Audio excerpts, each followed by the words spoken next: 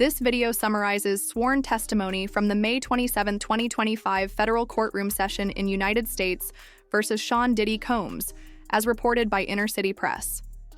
All parties remain presumed innocent until proven guilty. Names, quotations, and events are reproduced as accurately as possible, with minimal edits strictly to meet YouTube's community safety standards. Sensitive words are softened, e.g., unalive, OD'd, N-word, F-bomb. The story involves allegations of violence, coercion, and drug use that some viewers may find distressing. Viewer discretion is advised.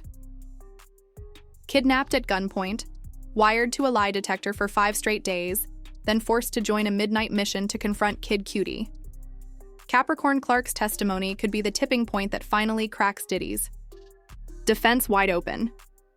Capricorn Clark never planned to become hip-hop's most shocking whistleblower. She started out like many ambitious 20-somethings. Resume posted on Monster, a dream of working in entertainment, and zero intention of entering the crosshairs of gangland rumors or billion-dollar egos. Yet by 2004, she was shadowing Sean Diddy Combs from sunrise to well past last call, juggling hotel aliases, designer wardrobes, and mountains of logistics no outsider ever sees. She was paid $55,000 a year. Decent money, but not nearly enough for the 4-hour nights, the constant crisis management, and what she calls that ongoing sense of being owned. On May 27, 2025, inside a packed federal courtroom in Lower Manhattan, Clark finally laid it all bare. Prosecutors called her to show jurors that behind Diddy's diamond-crusted persona lurked a system of fear. Threats of graveyard rivers, midnight fistfights, and hush-money settlements that allegedly kept victims and employees silent for decades. The defense countered that Clark was a disgruntled ex-assistant chasing cash and relevance, pointing to her attempts to return to Combs's payroll even as investigations swirled. Tonight, we comb through every twist of her 5-hour testimony, the lie detector lockdown, the baby oil-soaked hotel suites, the gun-waving showdown outside Kid Cutie's Hollywood Hills hideout, and the staggering claim that Diddy threatened to unalive both Clark and Cassie Ventura 50 separate times. Then we'll weigh what it means for the racketeering and trafficking counts now hanging over Bad Boys founder like a storm cloud. Buckle up, because the ride Clark describes is equal parts glitz and nightmare, and it may decide whether Diddy walks free or faces the fight of his life.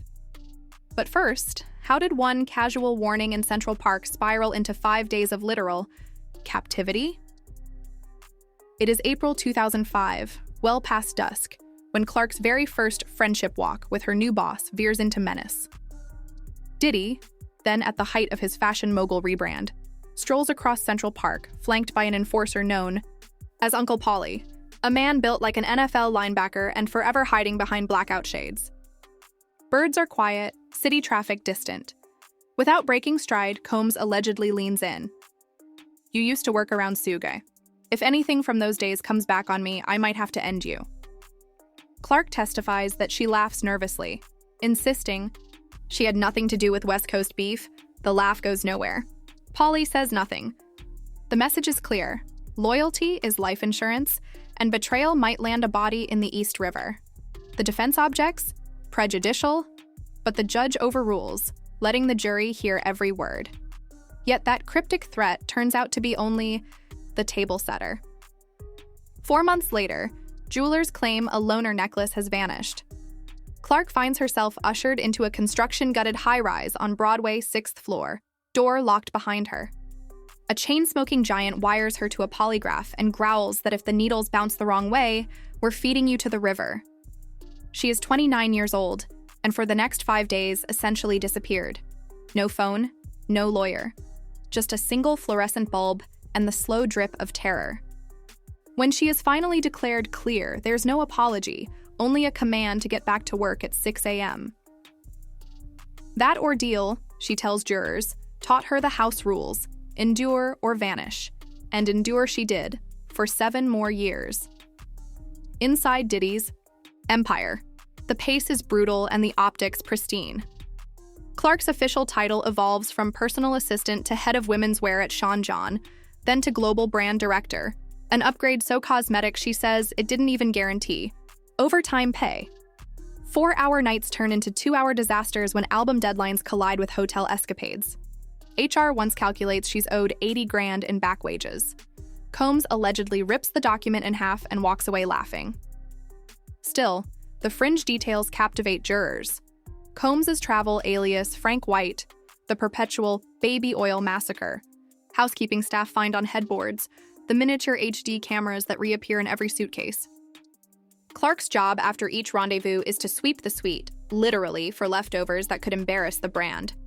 Syringes for IV vitamin drips, tiny vials of MDMA, lube bottles drained down to the barcode, or stacks of uncounted euros from club appearances overseas. She recounts one trip back from Ibiza when $100,000 in rubber band rolls was stuffed into her toiletry kit because customs had questions. The jury scribbles. The gallery gasps. But prosecutors aren't done. They pivot to the night Clark says her boss's jealousy reached lethal heat. December 22nd, 2011, 5:30 a.m. Clark's gated community door shakes so hard she thinks it might split. Through the peephole stands Diddy, pants torn, sweater hanging, pistol glinting in one fist. "Why didn't you tell me? Who is Scott?" He reportedly snarls, referencing Kid Cudi's real first name, Scott Mescudi. Clark protests ignorance. It doesn't matter. He orders her into a black Escalade driven by Ruben, another hulking security aide. Usually Combs rides up front. Tonight, he slides into the back, gun on lap, eyes fixed on some point far beyond the windshield. The SUV tears through pre-dawn Hollywood Hills, headlights off. Clark silently texting Cassie on the burner phone she'd bought the singer at Best Buy precisely to avoid this nightmare. At Cudi's house, Combs and Ruben kick in the gate. Clark, too afraid to flee, watches from the driveway while dialing Cassie again. Just 3 panicked words. "Puff is here." Minutes later, police cruisers scream past in the opposite direction. Combs reemerges, breathing hard, demands Clark, "Call Cassie and tell her, he's got me. He won't let me go." The Escalade peels away toward LA's Key Club. Combs tries to orchestrate damage control, forces Clark to act as envoy, begging Cudi not to file a report. The plea fails. By dawn, Cassie is in tears. Cudi is allegedly hiding, and Clark, she says, has just helped facilitate a felony at gunpoint. That, however, is only the prologue to the beating prosecutors say came next. Clark drives Cassie back to Combs' own Star Island mansion near Miami. A fight erupts that spills onto the pavement. Cassie curled in a fetal ball, Combs kicking her again and again, Clark standing 5 feet away while Ruben stares at his shoes. She begs D-Rock by phone to intervene, but no one moves. Combs screams that anyone who steps forward will get F-bombed up too. Clark bolts on foot, still hearing dull thuds behind her.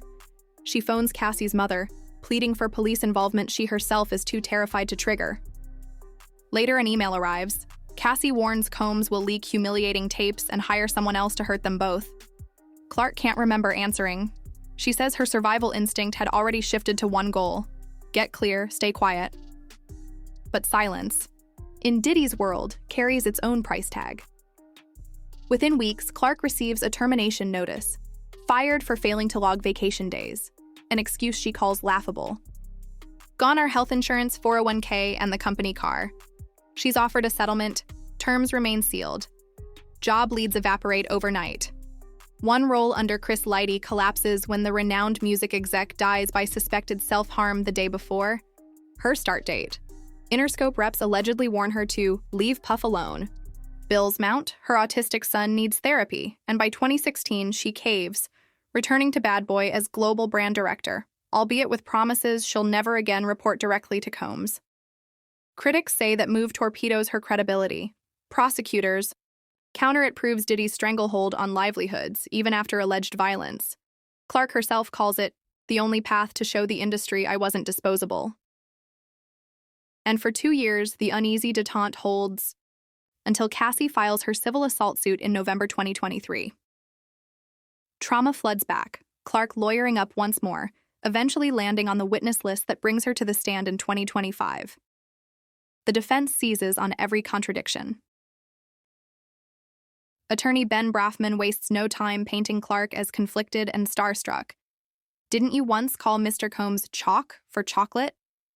Didn't you write in 2015 that his grace period to be mad had expired? Didn't you beg him for a job during the federal investigation?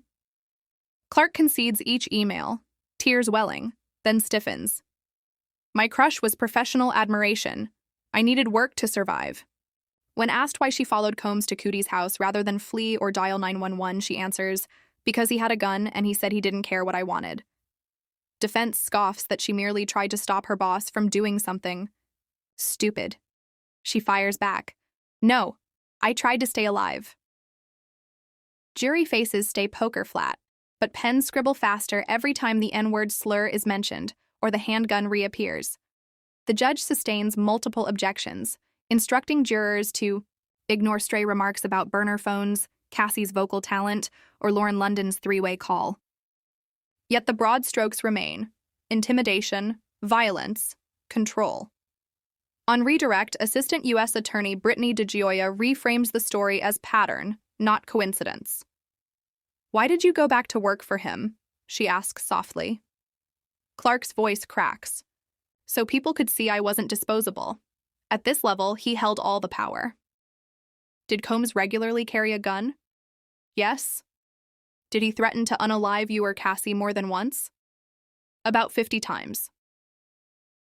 The gallery rustles. The judge calls a sidebar, warns counsel to stick to admissible facts, but the damage or the clarity is done. For prosecutors, Clark ties several threads together. Kidnapping and forced confinement corroborate racketeering predicates. Drug. Procurement and cash, smuggling, support trafficking, and money laundering counts. Violent intimidation underlines the witness tampering narrative the government has pushed since day one. For the defense, her re-employment, complimentary emails, and admitted professional crush undermine her credibility. They will argue that someone truly in mortal fear does not ask her tormentor for a C-suite job. Which version sticks may hinge on corroboration.